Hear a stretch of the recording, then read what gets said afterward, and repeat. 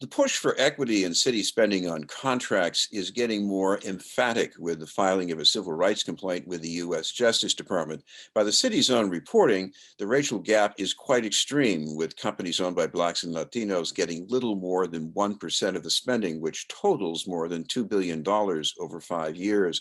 To tell us about the legal action from one of the groups represented in the complaint is the executive director of the Black Economic Council of Massachusetts, Segun Idowu. Thank you very much for being with us, Segun. Thanks for having me. Segun, before we can maybe brief our viewers on, these are contracts and for what exactly?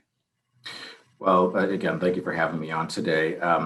These contracts span a number of different categories, whether it be professional services or construction, giving supplies or goods and services to the city.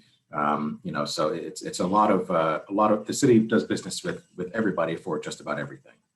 Well, the racial gap here is so surprising. I think a lot of people, when they look at it, they say, is that a misprint? Wasn't that maybe supposed to be at least 12%? But 1.2 for companies owned by Blacks or Latinos. I mean, how do we get to that? Well, we get to that by doing a whole lot of nothing and just by talking, which is what we've gotten from the Walsh administration for the last 7 years. A part of this is, to the idea of this being a misprint. For our communities, we've known this whole time that these numbers were exactly where they are because we have our experiences of trying to do business with the city and getting absolutely nowhere. Our organization, BECMA, and many others have made recommendations for years and years and years to no avail. And so that's how we get to a 1.2%, or even for Black businesses, 0.4% or $9 million out of $2 billion. That's how we get there. I'm sure people have asked you before, is this just because there aren't that many companies owned by people of color and women, or is there another reason? Yeah, so that's a great question. And one of the things that we're making sure to let others know is that this has nothing to do with Black or brown businesses or women-owned businesses. The fault does not lie with us. It lies entirely on the city and their process. This disparity study, which is 703 pages, at BECMA, we've read every single one of those pages. And what it shows us is clearly there is a pattern of discrimination against our businesses. One number that folks are probably seeing in different articles is this number for Black businesses, 3.6%. How the BBC consulting firm, which led this disparity study process, what they did was they identified the number of businesses owned by people of color or women who are available, those who have the capacity and the desire to do business with the city. So for Black businesses, it was 3.6%, and yet we still only got 0.4% of the contract. So this is not about whether or not we're available. We're here in numbers. It's just that the city refuses to do business with us for reasons we're trying to still comprehend. Well, this story is even longer than the Walsh administration, because as the complaint notes, if you go back to 2003 under the Menino administration, there was a retrenchment of the monitoring for equity in these contracts. So how important was that?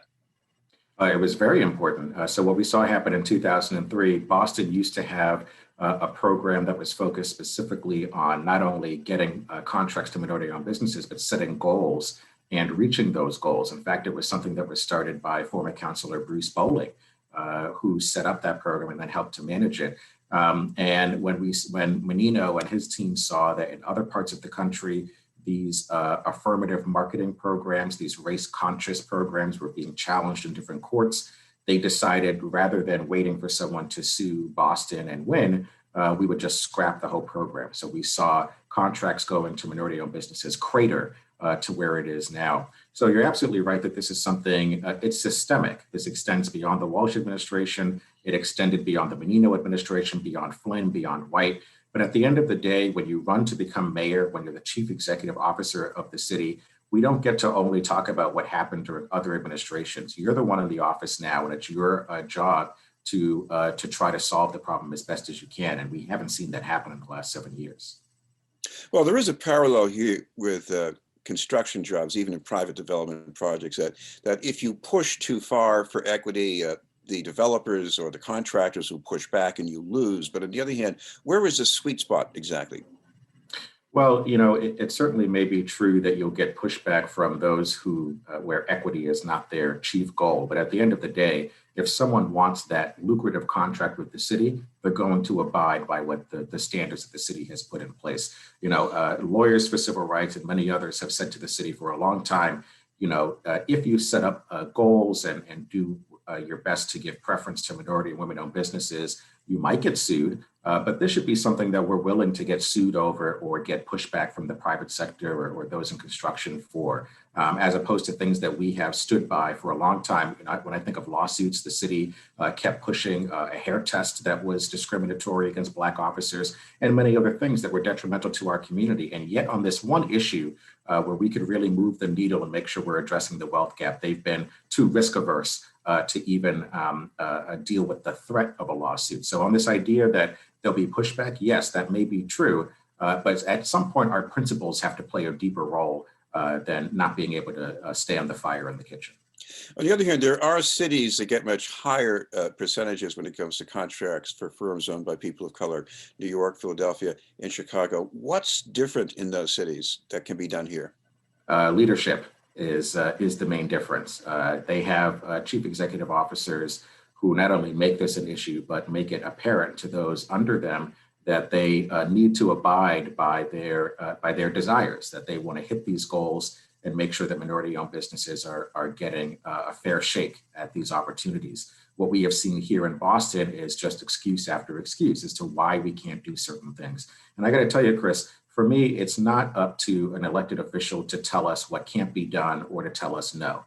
If anything, it is for an elected official to help us reimagine what the new world could be and to ask us how to get there. And what we've only gotten from this administration is excuse after excuse. And that's what's been missing when compared to other cities. One of the things that this complaint is looking for is an investigation. What could you learn from that could help?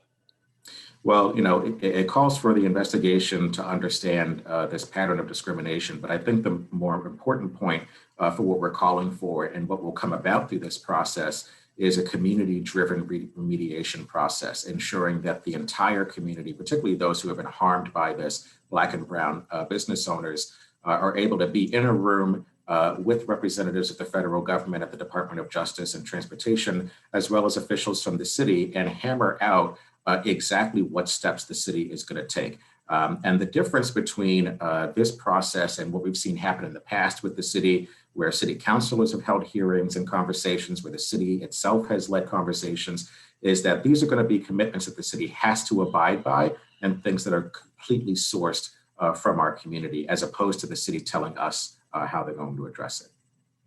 Well, one of the other things that could be going on here is that if these percentages were to move upwards significantly, what would that mean for people in the city? I mean, even beyond the companies themselves.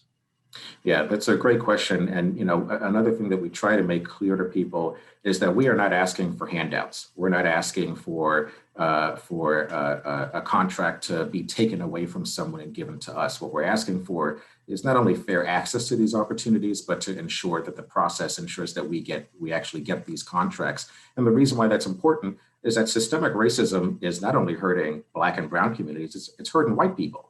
Every report, in fact, there are two reports that came out in the last year, one from Citibank and another from McKinsey and Company, that show us that this nation as a whole has lost out on over $1 trillion since the year 2000, just because of systemic racism. Think of the amount of wealth that we could be generating for all of our communities if we were making these investments in our businesses. A quick statistic is that for BECMA, we represent 2,000 Black-owned firms that employ 14,000 people that contribute over $1 billion to the state economy. But on the flip side, there are 20,000 sole proprietor businesses. And if we were giving them access to these opportunities, helping them scale up, right now the unemployment rate between Black and white is double. We'd be helping to shrink that unemployment rate. We'd be helping to narrow the racial wealth gap. So at the end of the day, what we know is that the health of the Commonwealth's economy is contingent on the health of our economy. And so that's why these contracts are important and why we keep driving home this issue to ensure that it's not just our communities that are doing well, but the entire Commonwealth overall. I know this is one thing that the investigation itself will probably have to answer definitively, but this is a complaint that pivots around discrimination. So does that mean something like deliberate favoritism in contracts, or is it more like administrative inertia? I think that's something that the investigation will help to bear out. Certainly there are stories from our members and even in the disparity study in the appendices where it is alleged by some Black or Brown business owners that it was an intentional effort to keep them from getting a contract or to steer a contract toward someone that had a relationship with someone in the Department of Friendship or anything like that. But it's also, there are systemic and administrative barriers, which is why one of the things we've been pushing for as an organization is something as simple as unbundling contracts. And this is not something that just helps Black and Brown businesses, it helps small businesses overall. No small business can compete for a lot of the contracts that come out of the city because they're so large that no one has the capacity to take it on as one singular business. And so instead we see these contracts go to an out-of-state firm or even an out-of-country firm, which doesn't do anything to help hire people in our city or ensure that the wealth is staying within our bounds. So, again, it's both and what we're hopeful for is that the solutions that the community comes up with together with the federal government are not only adopted by the city, but carried forward. Well, thank you very much for taking the time to join us. Thanks for having me. That was Segun Idowu from the Black Economic Council of Massachusetts. We'll have more news in just a moment.